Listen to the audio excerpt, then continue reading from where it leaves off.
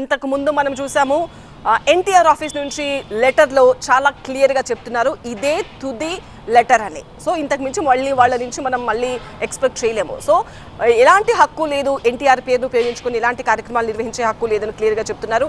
So ఇప్పటికీ కూడా NTR organisation చేస్తున్న ఈ కార్యక్రమం ఇలాగే జరుగుతుంది అని అనుకోవచ్చా?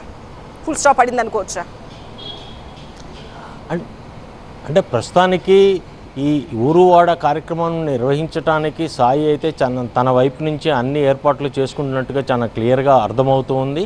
అయితే మనం ఈ విషయాలన్నింటినీ ఈ 2 రోజుల నుంచి జరుగుతున్న పరిణామాలే కాకుండా గత సంవత్సరం నుంచి జరుగుతున్న పరిణామాలని చాలా సున్నితంగా పరిశీలిస్తే ఎన్టీఆర్ ఆఫీసు చాలా లేటుగా స్పందించిందనే మనం చెప్పుకోవాలి.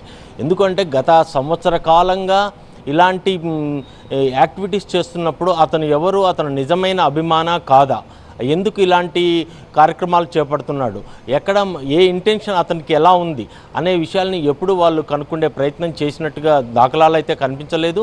నిన్న మన TV9 నుంచి అధికారికంగా వాళ్ళని స్పందించాలని అడిగినప్పుడు మాత్రమే వీటి గురించి అధికారికంగా ఎలాంటి అనుమతులు లేవు, మా పేరు ఊరు ఎక్కడా వాడద్దు అనేది ఉంది.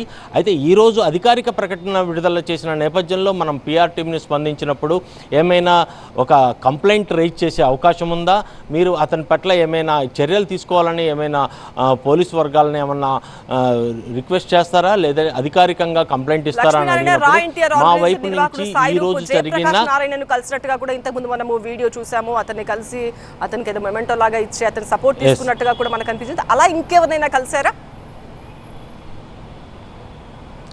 ప్రస్తుతానికి మనకు ఉన్న సమాచారం ప్రకారం అతని యాక్టివిటీస్ ఏవి అతను బయటికి రివీల్ చేసే ప్రయత్నం అయితే చేయట్లేదు. ఎవరు స్పందించినా, ఎవరు అడిగినా, మనం అడిగినా, మన మీడియా తరఫున మన TV9 ప్రతినిధి అక్కడ రాజు కానీ ఇక్కడ నేను కానీ ఎవరు స్పందించాలని కోరినా కానీ అతను ఇంటెన్షన్ మాత్రం ఏది చెప్పటం లేదు. పైపెచ్చు అతను 18వ తారీఖు 10 గంటలకు మాత్రమే నేను సంచలనమైన నిర్ణయాలని, సంచలనమైన ప్రకటనల్ని కొన్ని చేస్తాను, మా ఊరువాడ కార్యక్రమం ఎలా విజయవంతం కాదు అనేది కొద్దిగా చాలా ఘాటుగానే సమాధానం చెప్తున్నట్టుగా మనం చూస్తున్నాము.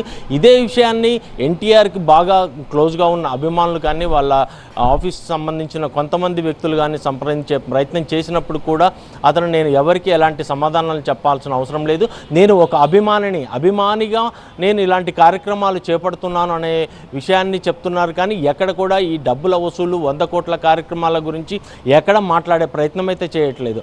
అయితే ఎన్టీఆర్ ఆఫీస్ కనుక ఈ విషయాన్ని చాలా ముందుగా పసిగట్టి ఉంటే ఒక అభిమాని మిగిలిన అభిమానులకు సేవా కార్యక్రమాలు చేపట్టాన్ని తప్పుపట్టకుండా వేరే కోణం ఉన్నది ఇతనిలో అనేది గమనించి ఉండుంటే ఈ పరిస్థితి ఇంత దూరం వచ్చేది కాదు.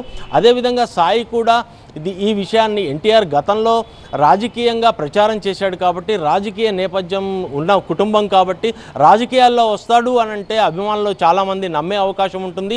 ఇటీవల విజయ్ కూడా తమిళనాడులో ఇలాంటి సేవా కార్యక్రమాలు చేస్తూ ప్రజల మన్నన పొందాడు కాబట్టి భవిష్యత్తులో కూడా ఇలా రావడానికి అవకాశం ఉంటుంది అనే విషయాన్ని అతను చాలా క్లియర్గా అభిమానులకి చాలా వివరంగా చెప్పినట్టుగా తెలుస్తూ ఉంది.